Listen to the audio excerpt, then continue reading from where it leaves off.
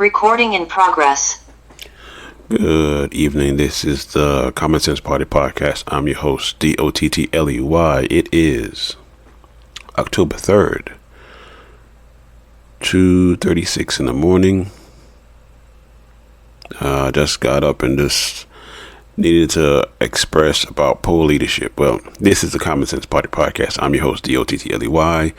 Rate us, review us, give us 5 stars, give us 4 stars, give us 3 stars, give us 2 stars, give us any stars. If you don't give us any stars, we just assume that we're doing it properly.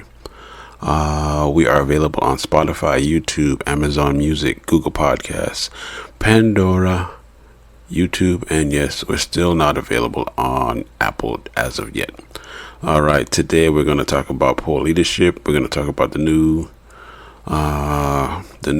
senator that was appointed in California, Matt Gaetz, introducing a motion to vacate the speakership. What does this mean for Democrats? And we're going to talk about that's a fine. And we're going to talk about the Republican Party as a whole. All right. As you know, let's get it started.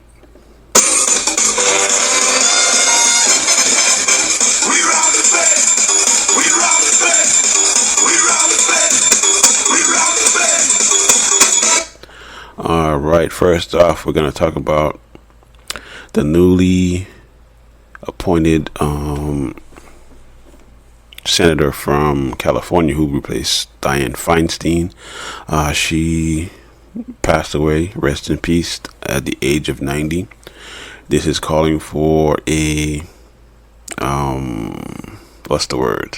term limits on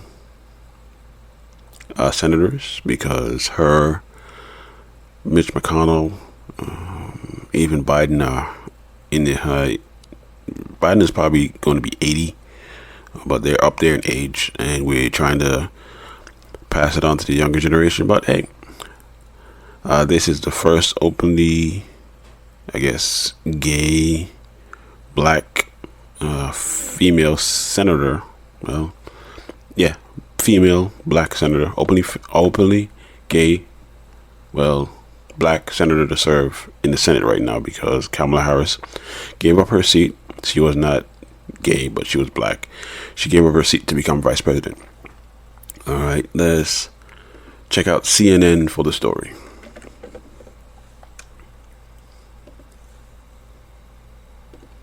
Newsom is set to appoint Emily's List President LaFonza Butler to fill the late Dianne Feinstein Senate seat.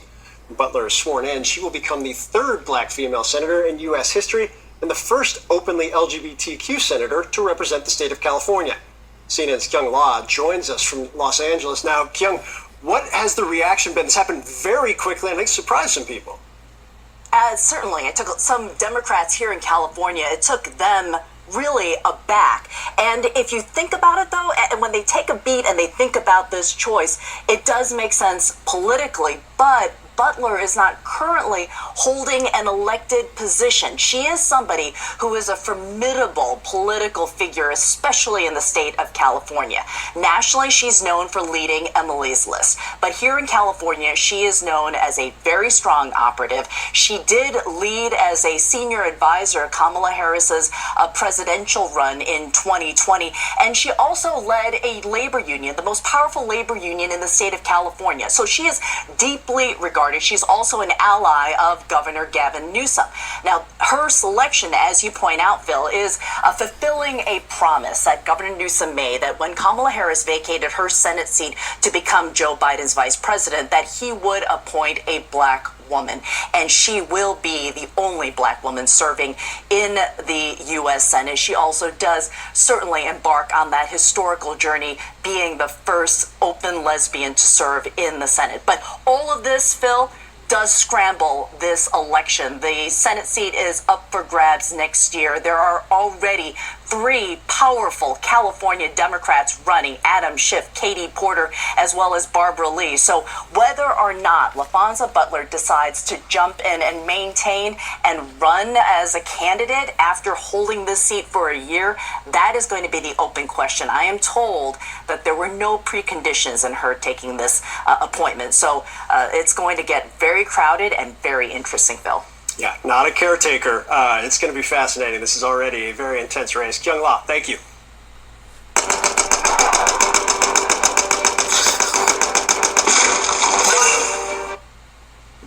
You bet. Joining us now, former Democratic Congresswoman from California, longtime friend of her condolences and stuff like that. But that's the interesting thing. I like Katie Porter. She'd be a good senator, but she'd be giving up her seat in the House. If we can replace someone in the House for her seat, that'll be great. But Katie Porter would be a good replacement for Feinstein. Even the current person that they did, because she is what is the word I'm looking for? She works for the union, so she'll be a good replacement. Also, that's kind of crazy because she came out of nowhere. Like, she was not the I guess for Democrats, she wasn't the one that they were looking for as to replace Feinstein. And well, technically Feinstein wasn't doing her job because she was sick. I do apologize. God bless the dead, but she wasn't on the faculty. She was in her 90s, and she was home with the shingles for like maybe a month. So the person that they picked to replace her is black. She is LGBT or gay. So hopefully that will give the minorities a leg up on everything. Because the seat is up for a year, and I think the Democrats will keep the House, not keep the Senate, keep the White House. They might do a trifecta. Once they avoided this shutdown, I think they will take back seats in the House. They will probably expand their lead probably by 2 to 3 seats in the Senate, and I hopeful beyond hope that they keep the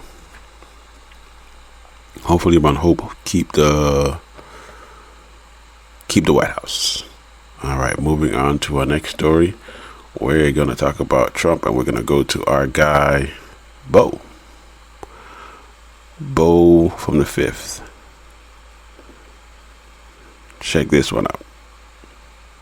Well, howdy there, Internet people. It's Bo again. So today we are going to talk about the House, a little bit about the Senate, talk about the Republican Party as a whole, and we're going to talk about the deal, because there's another political force within the Republican Party, and nobody's really talking about how this deal impacts them and what it says about them.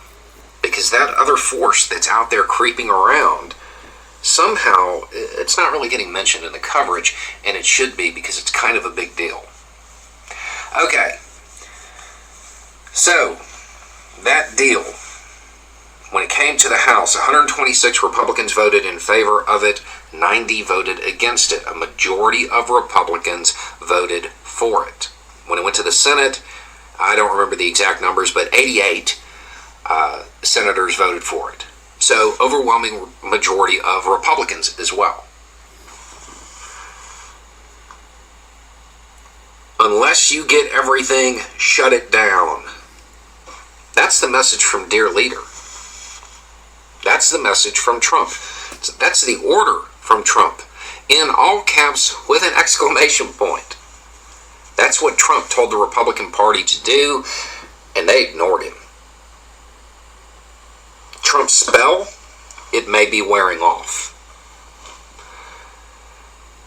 For a long time, the Republican Party did everything that man told them to do. He ordered it by tweet, and that was an edict. Something that they just had to follow. A majority of Republicans in Congress ignored him. That spell's wearing off. It's wearing off because his political power is not what it once was. And Republican insiders, they know it. Those people up there on Capitol Hill, they know it. We've talked a lot about it on the channel. The Republican Party, they're the party of family values. Sure, if you're talking about the Sopranos, because realistically, all that matters is that last envelope of poll numbers. And Trump's poll numbers, well, his envelope, it's been coming up a little light. Despite what a lot of the coverage is showing you, a whole lot of Republicans are not enthusiastic about the former president. This shows it. If this same situation had played out when he still had power, you'd have a government shutdown. He is losing his grip on the Republican Party. It's important to notice this. It's not getting a lot of coverage, but it's worth remembering that he's not the force he once was, even inside the Republican Party. Could you imagine this many Republicans ignoring something he said and it not even being a topic a year ago, 2 years ago? Probably not, right? His situation, the political power, the pull that he has within the Republican Party is diminishing. Those polls, I wouldn't put too much stock in them, because these votes, they matter too. And when more than half of the Republican Party is effectively telling the, quote, leader of the Republican Party, well, we're not going to follow your direction, your public direction, on something this high profile, it's because, well, he's leader in name only. Anyway, it's just a thought. Y'all have a good day. That was Bo from the Fifth Column. I appreciate he's a good guy to check out. I am wary of his political power, because he still has sway over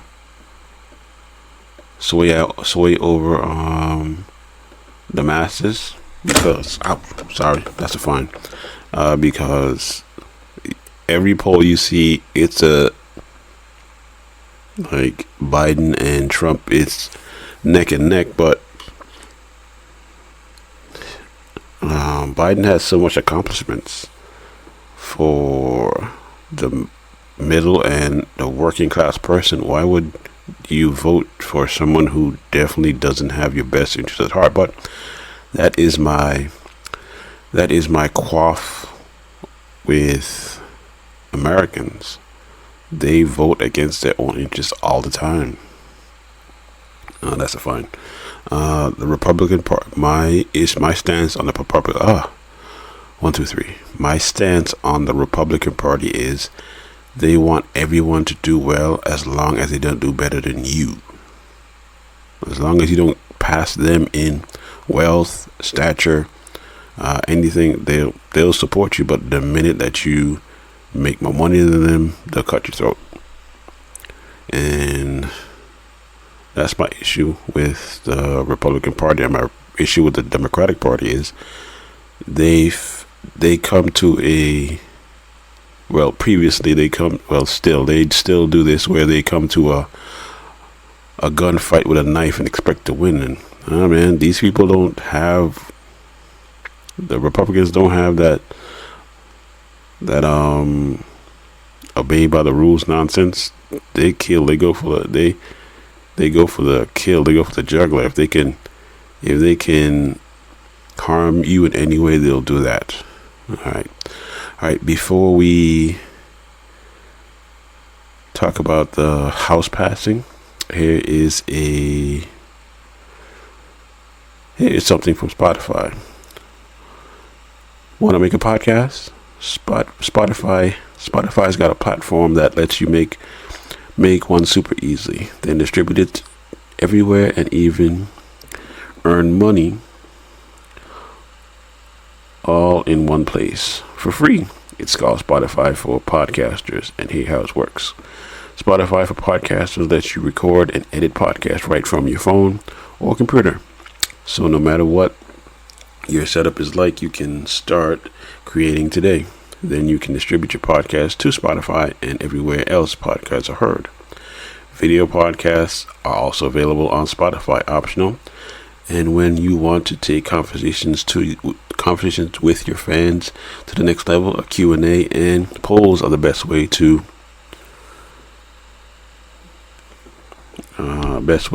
get them talking. Spotify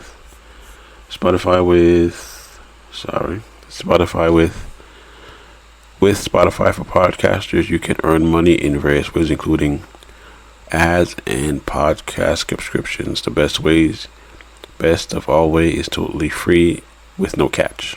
Ever since I discovered Spotify for Podcasters, I feel like having options like video podcasting, Q&A, and polls has let me be creative on another level. I highly recommend you give it a try. Download Spotify for Podcasters app or go to www.spotify.com/podcasters and get started. All right. This is the Ninja of Another Color podcast. Oh, sorry. Wrong podcast. That's what happens when you do two of them and it is almost 3 o'clock in the morning. This is the Common Sense Party podcast.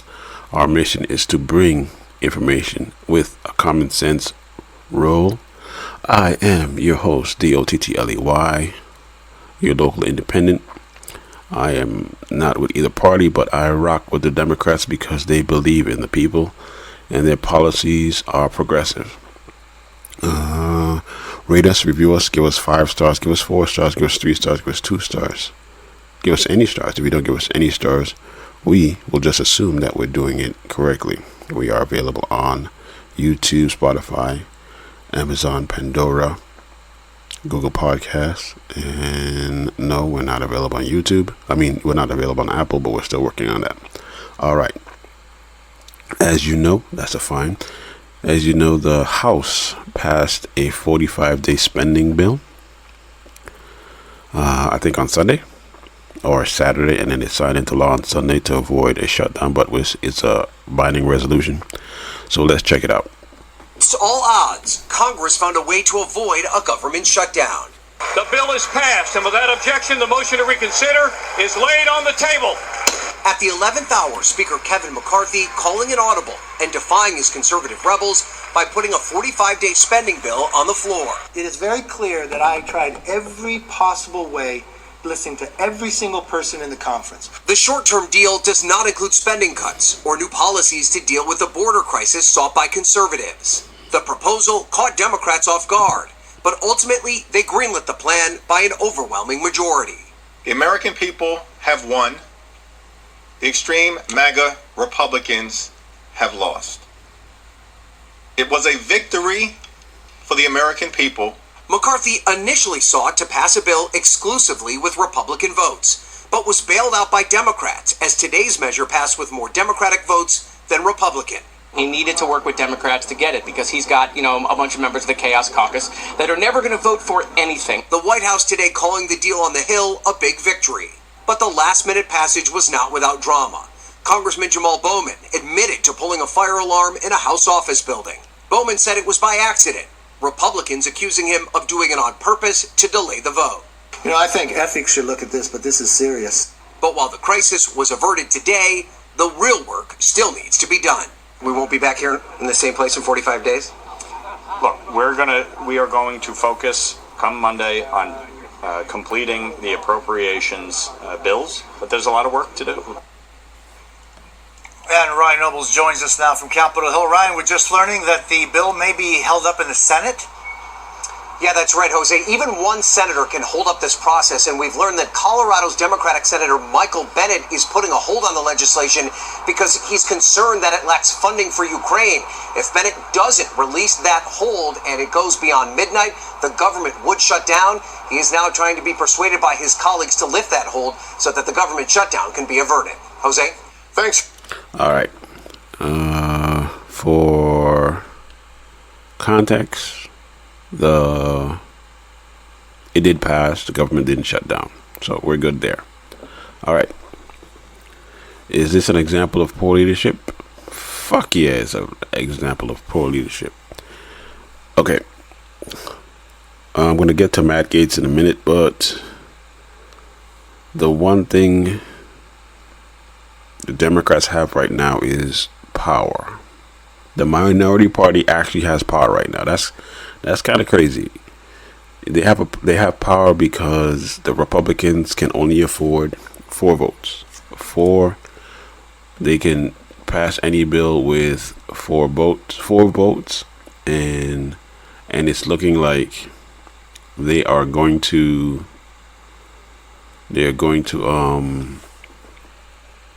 have like a deadlock going forward, because from the next couple of videos you're going to see that the Republican Party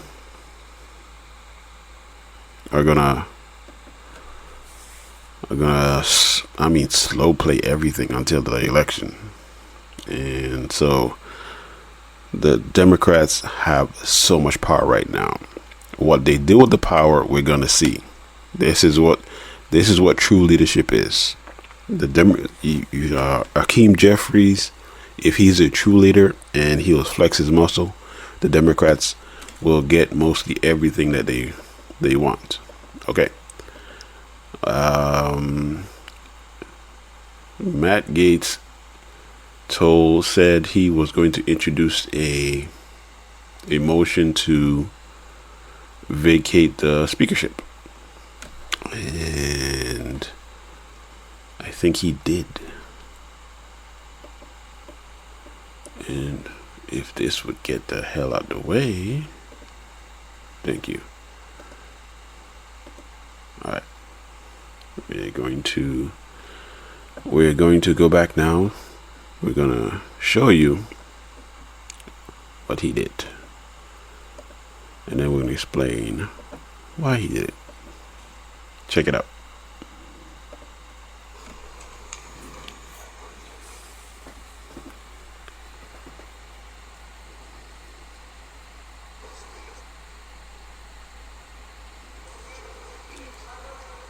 Chair will now entertain requests for 1-minute speeches. For what purpose does the gentleman from Florida seek recognition? Advise to extend my remarks. Without objection, the gentleman is recognized for 1 minute. Mr. Speaker, pursuant to Clause 2A1 of Rule 9, I rise to give notice of my intent to raise a question of the privileges of the House. Does the gentleman first yield back his 1-minute speech? I do. For what purpose does the gentleman from Florida now seek recognition? Mr. Speaker, pursuant to Clause 2A1 of Rule 9, I rise to give notice of my intent to raise a question of the privileges of the House. The gentleman will state the form of his resolution. Declaring the office of Speaker of the House of Representatives to be vacant. Resolved that the office of Speaker of the House of Representatives is hereby declared to be vacant. Under Rule 9, a resolution offered from the floor by a member other than the majority leader or the minority leader as a question of the privileges of the House has immediate precedence only at a time designated by the chair within 2 legislative days after the resolution is properly noticed. Pending that designation, the form of the resolution noticed by the gentleman from Florida will appear in the record at this point. The chair will not at this point determine whether the resolution constitutes a question of privilege. That determination will be made at the time designated for consideration of the resolution.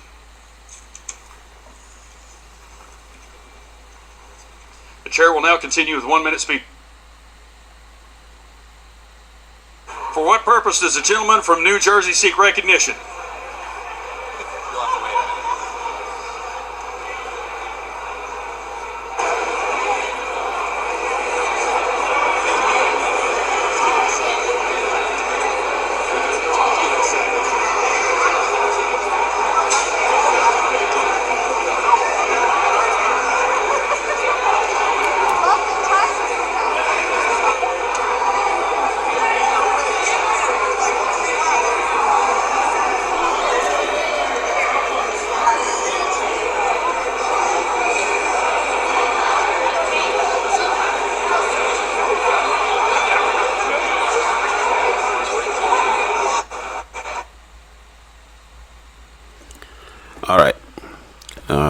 this will be a good civics experiment, but long story short is the House has 2 days to recognize his motion.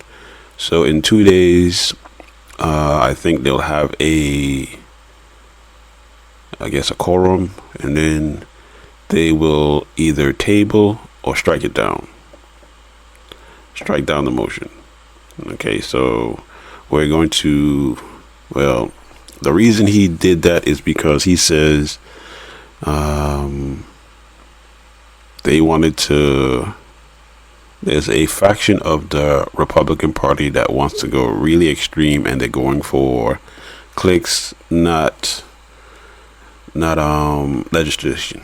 They think it's they get clicks on social media and everybody just is happy with them. But this is what I say: people vote against their own interests.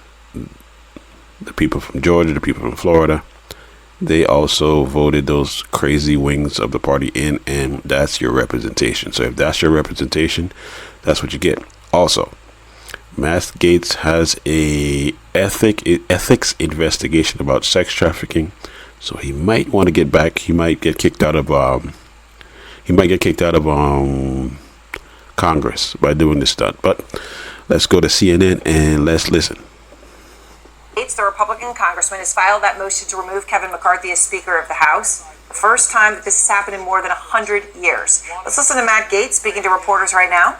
And as I said in my remarks on the floor earlier today, regardless of how you feel about Ukraine money or border money, these two things should not be lumped together. They deserve their own dignity and their own vote. And the people are tired of seeing the ways. Okay. Let's step back a little bit. When Nancy Pelosi was Speaker, they did an omnibus bill, which an omnibus bill is where they packed everything one time. Everything was on one bill. You had to read it, you had to vote for it, and I think you had like 24 hours. So his big thing is he wants to do everything line item. Everything is a separate bill. Everything has to be voted on. So I guess they had a deal in January, or when he became Speaker, McCarthy became Speaker, that they will do it their way.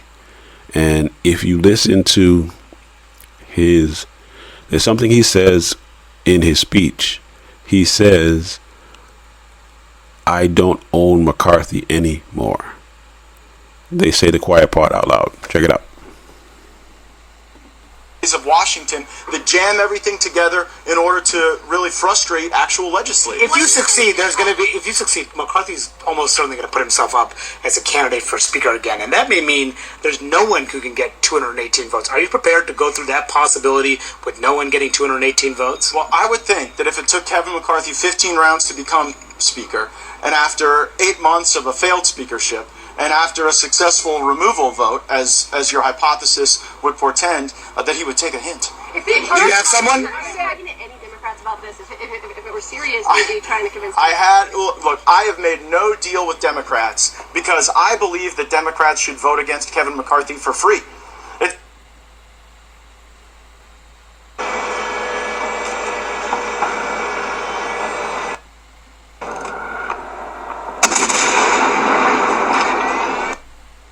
It's Kevin McCarthy who's out there offering deals to Democrats. So if there's a deal made with Democrats, the only deal is to make one with McCarthy, because I'm not offering anything and won't offer anything. And by the way, if the Democrats want to own Kevin McCarthy, they can have it. Because one thing I'm at peace with is when we stand here a week from now, I won't own Kevin McCarthy anymore. He won't belong to me. So if the Democrats want to adopt him, they can adopt him. If you're successful, who would be your alternative? Who would you be putting up there if you're successful? Look, our number 2 is Steve Scalise. I think very highly of Steve Scalise. I would vote for Steve Scalise. I would probably vote for at least 100 Republicans in our caucus and maybe 100 other Americans out there who wouldn't necessarily need to be a member of the body to be considered for the speakership. But I am not going to pass over Steve Scalise just because he has blood cancer and is going through treatment. What would you say to members who have worked so hard to try and get these appropriation bills through? That's finally happening. Now they say they don't want to be distracted from that. What do you say to those members who don't want to vote against McCarthy for that reason? Well, mostly I would say you're you're welcome, because we weren't endeavoring on the appropriations process earnestly until we held a political gun to the Speaker's head last week.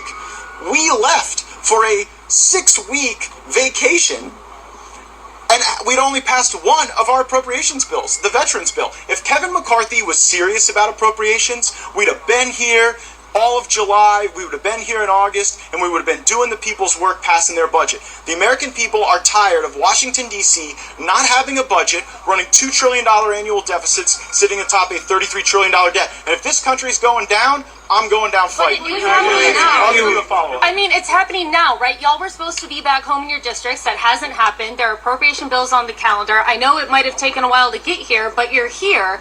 And so what do you say to your colleagues who say we can't support this because we want to get this done? We want to get the government funded. Well, I would suggest if we were real serious about that process, we wouldn't be having 4-day work weeks. I mean, we started votes tonight at 6:30 p.m. on a Monday. Most Americans don't start work at 6:30 p.m. on a Monday and end a few hours later, right? So I don't believe that the level of effort that you're seeing out of the Congress this week is reflective of the momentum that we had built previously. But you're going to need Democrats. You're going to need Democrats to vote with you to oust McCarthy, and you're criticizing McCarthy for having to potentially need Democrats to keep him in the job. I mean, aren't you pretty much doing the exact same thing here? Manu, the yellow brick road of working with Democrats has been paved, constructed, engineered, and architected by Kevin McCarthy. Look no further than the debt limit deal, a deal he passed with Democrats. Look no further than the last continuing resolution, which he passed with Democrats. And by the way, if he's able to stay in power, it will be him working for the Democrats, continuing to do their bidding. So this is a revealing exercise, and I think it'll show the country who's really in charge. Just to follow up on that, though, most Republicans still do support McCarthy. So why bring this up if you don't have the support of most of your conference? Well, he doesn't have my support anymore, and he doesn't have the support of a requisite number of Republicans to continue as the Republican Speaker. Now, he may continue as the House Speaker, and he may continue as the Speaker of the Democrats and some sort of uniparty coalition, but he is not going to be a speaker in power as a consequence of Republican votes based on the number of people who are going to be with me. Is this like a personal disagreement you have with McCarthy, or is this solely just on... You know, it's so funny that I come out here, and I've been doing this for a great number of days with all of you, and I lay out in Technicolor the specific areas of breach of the agreement. Breaching the 72-hour rule, breaching the suspension rule, blowing past the top lines, not passing single-subject spending bills, and yet the McCarthy operation continues to try to make this some sort of personal beef. No one seems to be real eager in engaging me on the substance of my argument, which is that we need single-subject spending bills, we need to return to pre-COVID spending. But some people... I have come home and I have stood at the base of the steps just dreading the 40 stairs that I have to climb up. And there's 40 because I've counted them when you're not healthy. Try to make every policy disagreement personal because they are so personally embarrassed from their own failures. And so this has nothing to do with a personality. This has to do with breach of an agreement. I laid that breach out weeks ago. I stood on the floor. You all covered it. And I said, these are the areas of breach. They have to be rectified. Instead of getting any sincere effort to resolve that, you know, we heard the speaker's profanity and his bluster, and that's simply not strong leadership. Do you believe that?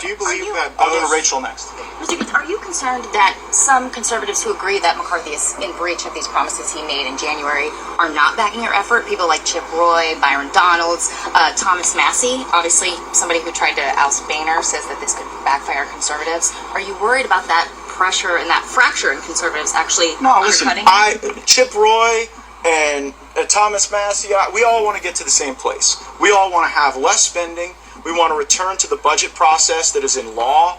And I hold no ill will toward them if they make a different tactical choice than I've made. So if my dear friends, who I agree with on almost everything, Mr. Roy and Mr. Perry and Mr. Massey, want to own Kevin McCarthy, then that can be their choice, and they can make whatever choice they'd like. Does Trump support this effort? Matt Gaetz answering questions, as you can see from reporters. Armanu Raju, you can see right in the corner there, is there. So he's going to be joining us in just a couple of moments and fill us in on what else is happening there. Because right now, I do want to just bring in a Democratic voice, because you hear Matt Gaetz again and again saying this comes down to Democrats. The Democratic Congressman Ro Khanna of California is with me now. And Congressman Khanna, I know you've had a chance to hear some of that. happening elsewhere on Capitol Hill, where you are right now. Matt Gaetz taking questions from reporters. So what do you say? I mean, just to be clear, there has not been an attempt to move to vacate a speaker since 1910. So this is almost unprecedented in its attempt, and it has never been successful. So what do you think's going on here with Congressman Gaetz doing this now? Aaron, I didn't think I'd have to hear more Congressman Gaetz on your show. I've heard a lot of it from him all week. But you know what's sad? I was in the grocery store on Saturday when we finally got the budget passed, a continuing resolution to avoid a shutdown. It was the first time that people were actually coming up to me saying, thank you for what you did, not me personally, but the Congress, to keep the government open. I mean, there was a sigh of relief. And now I come back Monday and there's chaos again. This is exactly what the American people don't want. They want us to focus on solving the problems, not the kind of theater that the Republicans are creating. All right, he talks about how that Gaetz is saying that McCarthy will not remain Speaker if Democrats don't help him. So that's what he's saying. Obviously, some of your colleagues have indicated that they might vote to help him. Gaetz says he's made no deal with Democrats and that you should vote against Speaker McCarthy for free. Where do you stand on this? Would you help support McCarthy to have him remain Speaker to prevent more chaos? Aaron, we're meeting as a caucus tomorrow morning to discuss exactly the question you're asking. I am committed to following Leader Jeffries. There are times in politics where you have to act in unity. This is one of those times. Hakeem Jeffries has done a phenomenal job as a leader, and I will follow what the caucus decides and will defer to his leadership on this issue. So, okay, I understand what you're saying. So in other words, you may say, I don't know a full answer to this next question, but let me ask it anyway to understand what your feelings are about it. What would McCarthy have to offer to secure Democratic votes to remain the Speaker, right? Because if your caucus is going to do something to support him, you don't ever get better leverage than you're going to have in that moment. So what do you want for it? Well, again, I'm not trying to duck the question. I genuinely am going to defer to Hakeem Jeffries and Catherine Clark because they're in a position of negotiating the schedule and negotiating the votes and with leadership. If you ask me what is my vision on Medicare for all or jobs, I give you an answer. But here I really believe the appropriate posture for every Democrat, whether a progressive like me, whether a blue dog, whether a moderate, is to unify around our leadership. That's what Speaker Pelosi said. Follow Hakeem Jeffries. If Speaker Pelosi is saying that, I think every Democrat can be for that. Well, of course, as you say, I guess since you want to show that you don't have the same chaos, which is on display, right, in the GOP right now. All right, ladies and gentlemen, that was Matt Gaetz letting you know that he put in a motion to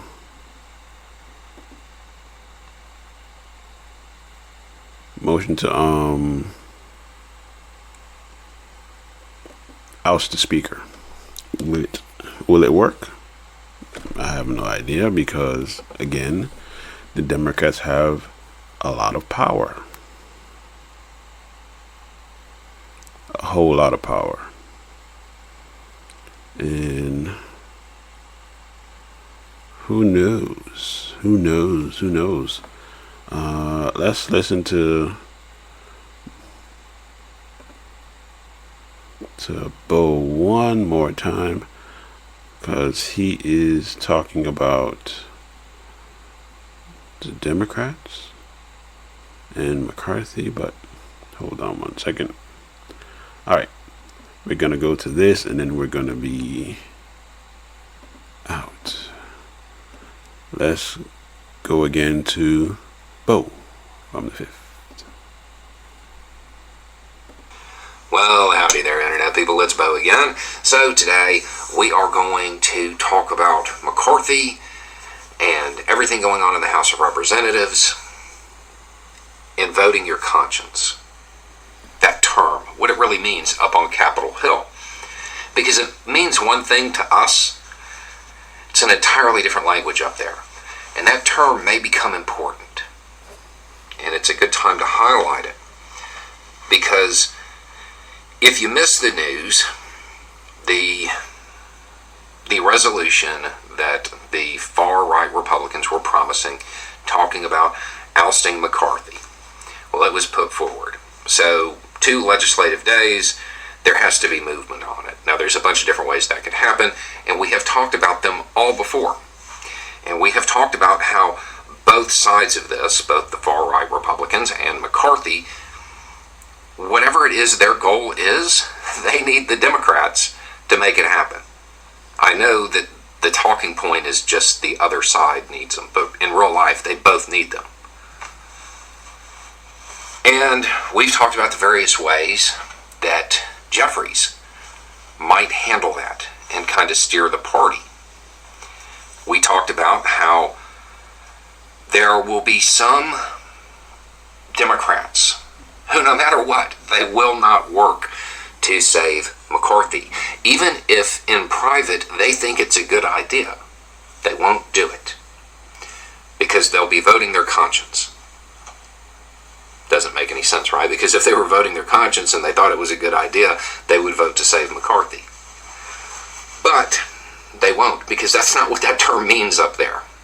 Voting your conscience up on Capitol Hill does not mean vote the way you think it should go. It means vote whatever is most politically expedient for you. Whatever would poll best in your district. Here's the thing.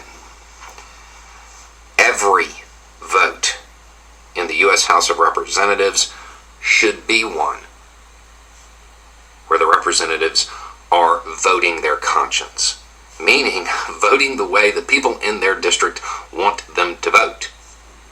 That's how the system's set up. That's how it's supposed to function. But it's such a rarity that there's a special term for it. Why? And why does it matter? When Washington gave his farewell address, one of the things he warned about, he told the entire country, and he saw it coming, was basically that parties were a bad thing. I mean, it's a little bit more nuanced than that, but that's the short version. And he was right. Because what happens, especially when you get to national politics, is the parties need a platform. And then they steer the conversation. They tell their voters what's important. And then the voters go along with it. That's not how the system's set up. That's not how it's supposed to function. The reality is the voters of each district are supposed to tell their representative what's important, and their representative is supposed to carry that to D.C. That's how it is supposed to function, but that's not what happens because they need that platform. So the individual interests of all of the districts, they get swallowed up, they get gobbled up, they get cannibalized so they can be turned into a national platform that the party can agree on. And this is truly something that is both sides. Since we just talked about a situation with the Democratic Party, let's go to the other side. For the Republicans that watch this channel, most of y'all are rural. You really are. That is definitely what has come across over the years. Have you ever actually had an issue of any kind with a trans person? Have any of your friends? No, right? So why is your representative campaigning on that? Because the party told him to. If they're talking about that, if they're using that rhetoric, they're not representing your interests. They're not your representative. They're your ruler. They're even telling you what to be mad about. What's really important to you. Something that I would be willing to bet most Republicans watching this channel have never had an issue with. But that's the talking point. And how does that happen? They find something that they can use on the Republican side of the aisle. It's fear. They find something that they can use that most conservatives are afraid of. Generally, it's change of some kind. And they talk about it over and over again. And mainly, those people who use the most extreme rhetoric, they shape that conversation. So, they shape what your representative cares about. Because that's what they need. Right? It's how you lose your voice. It's how you lose your voice. It's how the system fails to function. Because they're not representing you, they're ruling you. They are telling you what's important. And voting the way the district wants, that's a special occasion. It's when the leadership of the party says, okay, on this one, you can actually represent your district. When that should be every single vote. Loyalty to party is not a good thing. You want to see another example of why it's so bad? This situation. This exact situation. When you were talking about the Speaker of the House, McCarthy, right? But is he really Speaker of the House? And I'm not talking about the ineffective leadership stuff.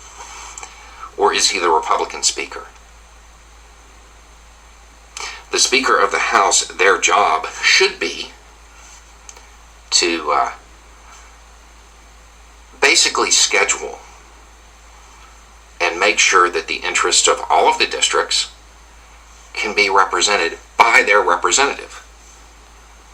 But that's not what happens, right? It's not like McCarthy is giving Democrats from district whatever equal time. Because loyalty to the party is more important. It's how it happens. It's one of those things that it's been around for the entirety of anybody watching this. This system has existed your entire life. That's not actually how it's supposed to function. A lot of the, let's just say, less than productive efforts of Congress are because of this. It's because of the parties pushing the agenda rather than the people who elect the representative who should be representing their interest. Now, sure, naturally, there would be alliances that formed between districts that had shared interests. They would vote the same way. But it wouldn't always be party. Party's a useful identifier. It's one of those things that makes it so the average person doesn't have to pay as close attention to politics. It's shorthand. It even gets used that way. Democratic Party liberal, Republican Party conservative. But we know that that's not always how it works out.